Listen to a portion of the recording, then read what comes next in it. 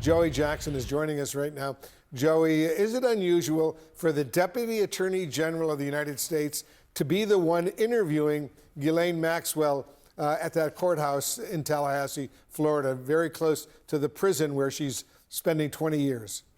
So, Wolf, good to be with you. The answer is yes, it is. But I think it goes to the sensitivity of the issue and the fact that they want to keep tight reins on it, they being the White House and the president. And I think you want someone who is a direct report because you want to control the information, you want to control the narrative, and you want to control the flow.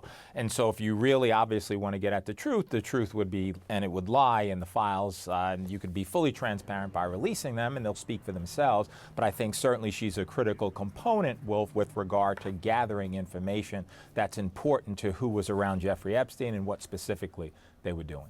Are you surprised, Joey, that this interview is now in its second day?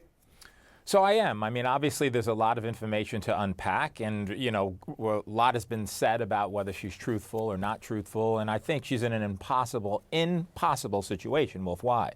If she says things that are damning to the president, she's going to be deemed to be a liar. If she says things that are, supportive of the president, she's going to be deemed to be a liar. But I think no matter how long the interview goes, it's important that everything she says be corroborated, and that can be done. You're going to ask her who, what, when, where, and why and how, etc. And I think that what you want to do, in addition to gleaning from her the specifics to your questions, is you want to vet it. We have the best intelligence sources in the world, and I think you can do that by looking at text messages, emails, surveillance, documentation, flight records, and other things that would go to show whether what she says would be credible.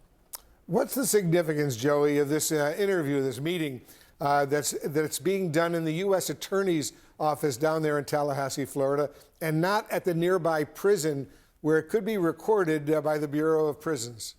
Again, I think it's important that they want to, that is the White House, control the information. And to your question, Wolf, what will be important to me is not only the transcript with respect to what was said and how it was answered, meaning the questions posed and the answers, but what was it like off of that, meaning, hey, we're here just to get at the truth, but realize and recognize that certainly the president has an interest here, and, what you say, may in fact influence whether or not a pardon might be available, but we just want the truth.